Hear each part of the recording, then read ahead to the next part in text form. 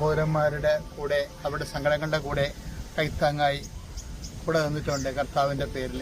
വയനാട്ടിലെ ദുരിതാശ്വാസ പ്രവർത്തനങ്ങളിൽ ഏർപ്പെട്ടിരിക്കുന്നവരെ ഓർക്കുകയും അവിടെ കരങ്ങൾക്ക് കരുത്ത് ലഭിക്കാൻ വേണ്ടി പ്രിയപ്പെട്ടവരും ഉറ്റവരും ഉടവരും നഷ്ടപ്പെട്ടു പോയവർക്ക് അവർക്ക് ആശ്വാസമാകത്തില്ലെന്ന് നമുക്കറിയാം.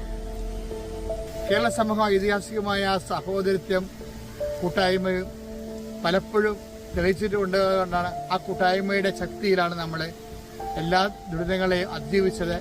ഈ ദുരിതങ്ങളെയും നമ്മൾ അതിജീവിക്കും ദൈവത്തിൻ്റെ കൃപയിൽ ആശ്രയിച്ചുകൊണ്ട്, കൃപാസന പരിശുദ്ധ അമ്മയുടെ മാധ്യസ്ഥതയിൽ ആശ്രയിച്ചുകൊണ്ട്.